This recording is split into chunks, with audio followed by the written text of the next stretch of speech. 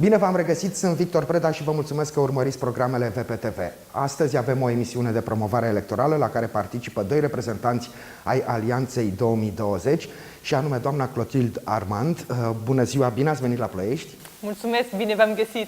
Și domnul Dacian Cioloș, președintele Plus. Bună ziua, domnule Cioloș, bine ați venit la Ploiești! Bună ziua, bine v-am găsit! Și pentru că ne-ați regăsit, pentru că și acum o lună și jumătate, ceva aproximativ, ați fost împreună cu domnul Barna aici la Ploiești. Pentru că v-am urat bun venit la Ploiești, aș vrea să vă întreb cu ce ocazie la Ploiești. Atunci încep eu, că vă adresați mie și este galanteria din România. Suntem doi bărbați bine crescuți, sigur că da. Am mai venit de multe ori la Ploiești, de data asta am venit pentru a ne întâlni cu oamenii din Ploiești, să știe ce propunem noi, pentru că ce proiect avem noi pentru România în Uniunea Europeană și cea mai bună metodă, singura pe care o știm, ca să ne întâlnim cu oamenii, este chiar să venim la ei, să fim pe străzile lor, la unde se opresc autobuzele, unde sunt magazinele, unde sunt bisericile, teatrele și să le spunem, hai, suntem aici ca să vă ascultăm. Ce mesaj le-ați transmis, domnule Cioloș, ploieștenilor și mă interesează foarte mult și cum au recepționat ploieștenii mesajul dumneavoastră? Le-am spus că dacă data trecută, în urmă cu o lună și ceva, am venit să le cerem semnăturile ca să putem depune o listă de candidați și le-am povestit despre candidați, acum am venit să le prezentăm și programul electoral, și anume ce vrem să facem cu europarlamentarii noștri în Parlamentul European și am venit să le prezentăm principalele obiective pe care le avem legate de fondurile europene, de legislația europeană. Le-am spus oamenilor că mai mult de jumătate din legislația pe care o avem în România e decisă în Parlamentul European. A fost o surpriză pentru multă lume, pentru că nu li se spun lucrurile acestea. Iată de ce e important să avem oameni competenți acolo și nu oameni care se duc la shopping sau ca să scape de politica din România sau pentru un salar. Noi nu mergem nici pentru un salar mai bun, pentru că putem avea salarii bune cu meserile pe care le avem. Nici nu mergem la shopping pentru că nu avem nevoie, mergem să reprezentăm România acolo și le-am spus că mergem să susținem sume importante pentru România, o legislație care să ne permită să cheltuim fondurile respective în interesul României. Le-am spus că așa cum educația și sănătatea sunt două domenii importante în România, standardele europene ne pot ajuta să investim banii cu eficiență în aceste două domenii și atunci în Parlamentul European vom milita pentru standarde europene în aceste domenii. Le-am spus că așa cum în urmă cu câțiva ani de zile, când eram comisar european pentru agricultură, am negociat subvenții pentru agricultori, acum vom merge în Parlamentul European să ne asigurăm că acele sume sunt menținute pentru România și că vom putea cheltui banii și pentru a-i ajuta să-și vândă produsele agricole, pentru că asta e marele of al producătorilor agricoli de la noi. Și le-am mai spus că vom merge acolo să apărăm interesele tuturor românilor, a celor care trăiesc în România și a românilor care sunt în diasporă. Sunt foarte multe familii. Aproape a doua familie pe care o întâlnim, a doua persoană pe care o întâlnim pe stradă are cel puțin o rudă care lucrează într-o țară din Uniunea Europeană. Astea sunt câteva lucruri pe care le-am... Și cum au primit ploieștenii mesajul dumneavoastră? Sunt oameni care abia așteaptă să vină alegerile pentru că de 2 ani și jumătate n-au putut să se exprime decât în stradă și să-și acumuleze furia și supărarea. Sunt și oameni care, din păcate, nu mai cred, așteaptă să vadă. Spun, domnule, am tot auzit tot felul de povești, lăsați-mă, nu mai cred.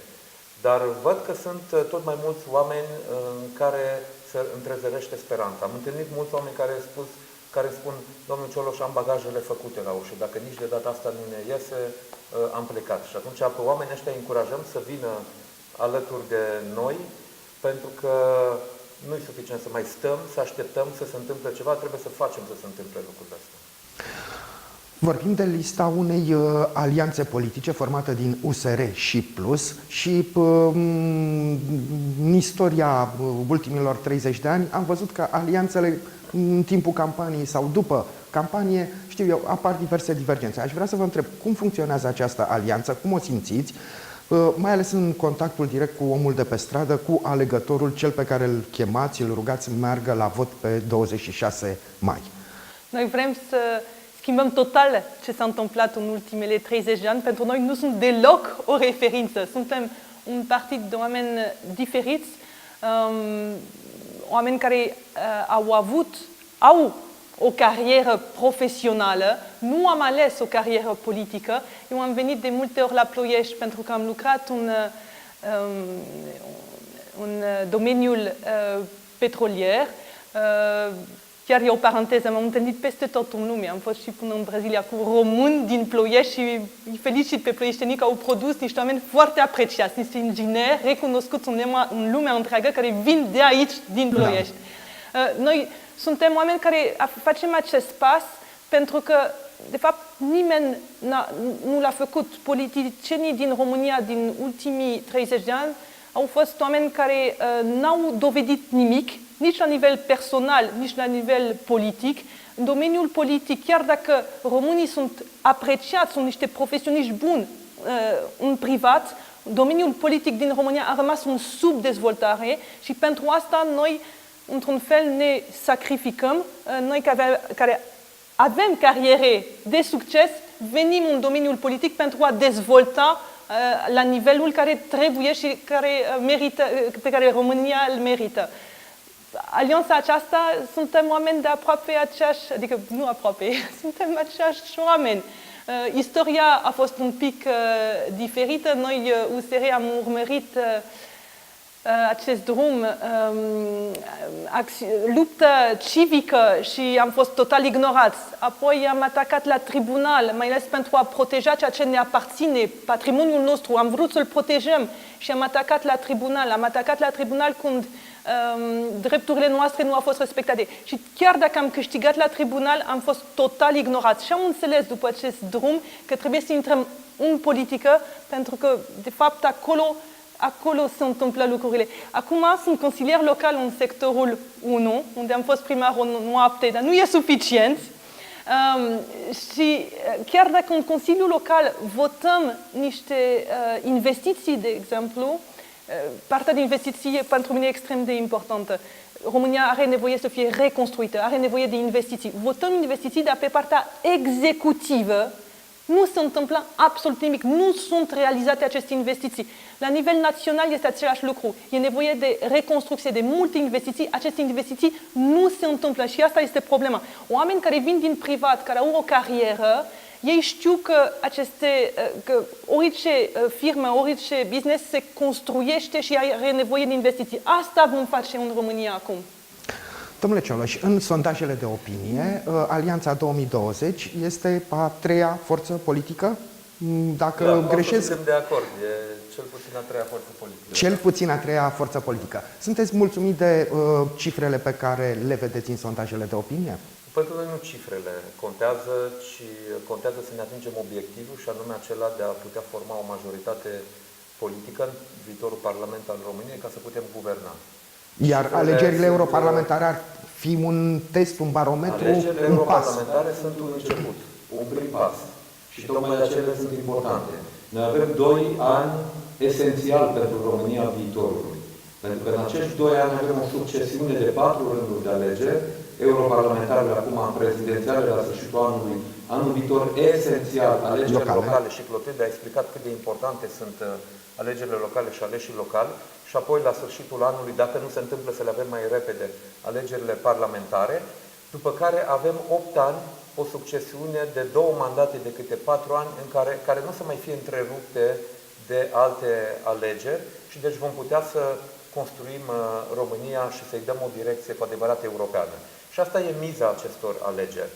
Pentru că nu e vorba doar de a trimite câțiva europarlamentari în Parlamentul European. Prin votul pe care românii îl vor da pe 26 mai, vor decide dacă vor ca România să continue o cale europeană cu libertăți individuale, libertate de a circula, de a munci în Uniunea Europeană, de a avea investiții în România, de a avea educație și sănătate la standarde europene, sau, dacă nu, pentru că vedem ce ne propun cei care sunt acum la putere, care vor mai multă independență pentru ei, nu pentru români, se poate ei decide cum să hăcuiască justiția și să ne izoleze, să ne îndepărteze de Uniunea Europeană. Discutam astăzi cu niște tineri care ne întrebau de ce să meargă la vot Și le spuneam tânări de 18-19 ani, le spuneam că ei, generația aceasta de 18-25 de ani, s-au născut în perioada de după Revoluție, au devenit copii și adolescenți într-o perioadă în care e firesc să iei un avion low cost de la București și să te duci la celălalt capăt al Europei cu câteva zeci de euro. Ei, noi am trăit toată perioada asta în care trebuia să stăm la cozi, să avem o viză sau să nu avem. Sau să fie ceva de ambasadă. neimaginat, o plecare peste hotare. Ei, lucrurile astea nu sunt irreversibile. Putem să ajungem din nou izolați la capătul Europei dacă nu decidem o cale europeană. Și odată ce am decis o cale europeană la alegerile de pe 26 mai și votăm forțe politice care vor o Românie dezvoltată în Uniunea Europeană, așa cum propune Alianța 2020 USR+, de acolo încolo putem să construim, așa cum spunea și Clotil, să ne gândim la investiții care să creeze locuri de muncă, care să creeze locuri de muncă bine plătite, pentru că în felul ăsta vom putea avea salarii mari, nu îndatorând România așa cum face PSD-ul ca să mai dea câte 100 de lei la pensii sau la salarii, ci investind, creând locuri de muncă, ca să avem apoi bani să investim și în spitale și în școli, ca să nu mai plece românii din țară sau chiar mai bine cei care au plecat să aibă la ce să vină înapoi. Asta vreau să vă întreb, domnule Cioloș, pentru că vorbiți despre crearea de noi locuri de muncă, dar în același timp mari agenți economici, și nu numai mari, chiar și cei mai mici, se plâng de lipsa forței de muncă. Și atunci, degeaba s-ar crea noi locuri de muncă atâta timp când nu există forță de muncă aici, în România, care să beneficieze de aceste... Cum credeți că ar putea sau cum ar trebui să fie rezolvată această problemă? În primul rând, noi trebuie să oferim locuri de muncă calificate, bine plătite pentru tineri și să oferim tinerilor condițiile să se formeze. De aceea ne vrem să investim în învățământul profesional. Învățământul profesional de calitate se face împreună cu aceste companii care investesc să creeze locuri de muncă. Altfel spus, să formăm tinerii ca să știe exact ce așteaptă după ce au terminat o școală profesională, un liceu sau chiar o facultate, să știe unde vor lucra și pentru ce salariu vor lucra. Noi avem câteva sute de mii de români care sunt ținuți în sărăcie, apți de muncă, sunt ținuți în sărăcie prin ajutoare sociale de mizerie, care sunt date pe criterii politice. Noi și pentru acești oameni vrem să oferim oportunități. Chiar dacă la început, un an, 2, 3, vor lucra pe posturi necalificate. Dar în acești 2-3 ani de zile, când le dăm și un salariu sau munca pe care o fac va fi plătită, le oferim și posibilitatea să se califice și după 2-3 ani de zile să aibă un salariu mai bun pentru că vor avea o muncă calificată. Asta e viziunea pe care noi avem și în felul acesta vom putea să plătim și salariile și pensiile pe care le-a promis PSD-ul și pe care nu le plătește, pentru că, uitați, au amânat creșterea de pensii până în toamnă și noi le spunem românilor, nu doar că nu vom tăia pensiile și salariile așa cum încearcă PSD-ul să vă facă să credeți, vom plăti pensiile și salariile din bani românești, din bani produși în România și pentru cei apți de muncă le vom oferi posibilitatea unei vieți demne să-și câștige munca pe baza propriilor competențe pe care le pot câștiga formându-se. Doamna Clotilde Armand, îmi cer mii de scuze, dar domnul Cioloș a spus la un moment dat că nu este foarte interesat de cifrele din sondajele de opinie, ci este interesat de formarea unei majorități parlamentare la alegerile, în urma alegerilor parlamentare de la anul. Domnule Cioloș, majoritate parlamentară alături de cine? Sau doar alianța? Sau în altă alianță de guvernare cu alte partide? Varianta ideală, cea mai bună pentru noi, este să convingem o majoritate a românilor că proiectul nostru politic e unul viabil, e unul credibil și să ne ofere această susținere. În cazul în care nu vom obține exact majoritatea de care avem nevoie, putem guverna alături și de alte partide care, în primul rând, respectă niște principii de bază pe care noi ni le propunem. Și aici vorbim, în primul rând, de oameni competenți, de oameni onești, fără penal în funcții publice, fără penal în politică, oameni care îi dau la o parte pe cei care s-au învățat să bage mâna în buzunarul statului, fie și oameni care își respectă promisiunile. Deci avem niște principii de la care nu vom face rabat. Și insist, domnule Cioloș, astfel de principii mai sunt respectate și de alte partide din România? Aveți contacte, aveți legături cu foarte multe partide, cu oameni din diverse partide de pe scena politică românească. Nu știu, PNL, PMP, mă gândesc la zona dreaptă. Haideți să ajungem la momentul respectiv și...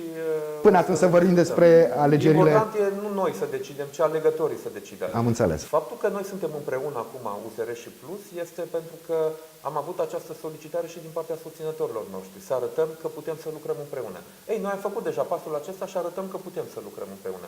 Trebuie să facă pasul acesta și alții, să arate că vor să lucreze împreună cu cei care vor să reconstruiască. Am înțeles. Vă rog. Da, înainte să vorbim de guvernare, eu cred că este extrem de important ca toți cetățenii să se mobilizeze pentru acest vot. Până acum ei n-au înțeles cât de important este acțiunea noastră în Parlamentul European, pentru că cei care au fost trimiși de noi nu au făcut nimic, au fost prea preocupați să-și justifice manevrele de acasă pentru a avea o marjă de acțiune. Dar, de fapt, ce se întâmplă în Parlamentul European și în Comisia Europeană este extrem de important pentru noi.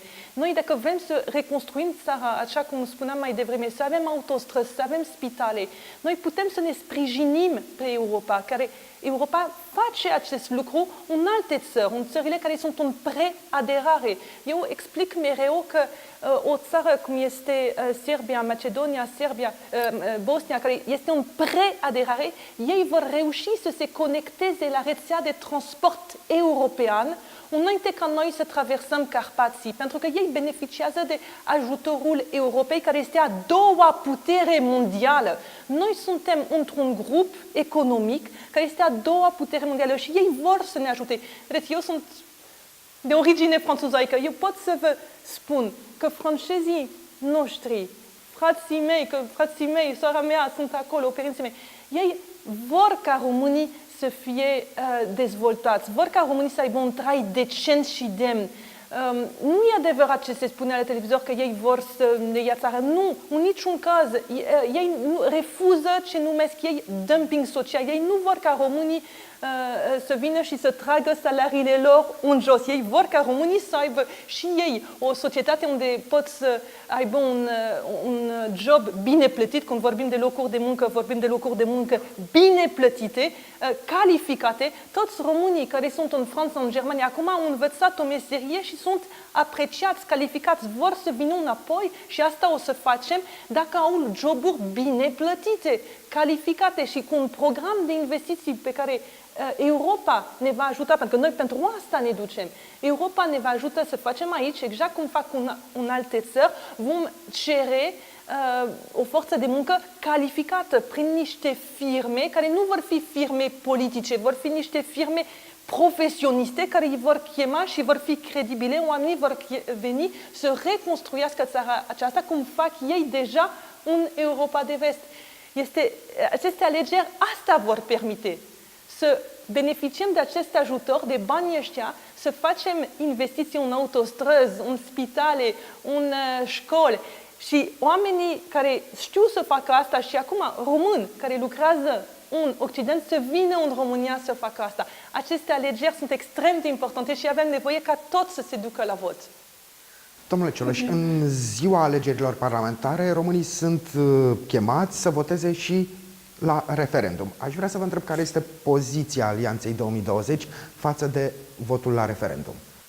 Noi am cerut acest referendum de mai mult de un an de zile, de 2 ani de zile. Am cerut ca președintele să folosească atribuțiile pe care le are și să cheme românii să voteze pentru un stat de drept, să dea un mesaj clar celor care spun că au putere acum, dar care și-au pierdut legitimitatea de a fi la putere, din punctul nostru de vedere, pentru că nu și-au respectat programul electoral. Ei au cerut românilor să-i voteze pentru niște lucruri și au făcut altceva, au atacat justiția după ce au ajuns la putere. Am cerut acest referendum tocmai pentru a fi clar pentru toată lumea că nu România e împotriva statului de drept, ci PSD-ALDE, care e la guvernare în România, e împotriva statului de drept. Și acest referendum va fi ocazia foarte bună pentru români să spună că vor un stat de drept respectat, că vor o justiție independentă, că nu sunt de acord ca o majoritate care are guvern să modifice prin ordonanță de urgență legislațiile în justiție, după cum convine liderilor politici, pentru că justiția e pentru toți, nu doar pentru unii, și că nu sunt de acord ca cei care au fost condamnați pentru corupție să fie amnistiați și grațiați. Adică tu furi din avutul statului, ești prins, ești condamnat, dar tu câștigi puterea și vii și îți dai o lege ca să scapi de asta. Ei, românii vor putea să spună că nu sunt de acord cu genul acesta de practici sau altfel spus, să spună în ziua votului și pentru alegerile europarlamentare că apără și susțin valorile europene care sunt un stat de drept și o justiție independentă. De aceea acest referendum e important și noi îi chemăm pe români să voteze și pentru referendum, să voteze da la referendum. Presupun că poziția este comună pentru cele două partide din cadrul alianței. Doamna Clotilde Armand, până acum alegerile europarlamentare în România nu creau cine știe ce emulație în zona opiniei publice, pentru că, chiar și dumneavoastră ați spus, de multe ori mandatele de europarlamentari reprezentau o recompensă pentru o veche activitate politică în cadrul unui partid. Cel puțin la nivelul unui observator, așa cum sunt și eu, parcă de această dată, în acest an, opinia publică tratează cu mult mai multă seriozitate alegerile europarlamentare. Da. Asta voiam să vă întreb, dacă ați simțit, mergând pe stradă, vorbind cu oamenii, că sunt ceva mai interesați de alegerile europarlamentare. Da, eu simt că va fi un interes mare și oamenii se vor mobiliza. Ați văzut că campania e un pic silențioasă pentru că nu avem voie, cum suntem obișnuiți, să punem banere și totul suntem în decor latin. Doar în precampanie, da. Exact, unde avem nevoie să ne exprimăm, să se vadă vizual. Și atunci trebuie noi să fim de două ori mai mult prezenți pe stradă, trebuie de două ori mai mult să vorbim cu cei care sunt alături de noi ca să-i convingem.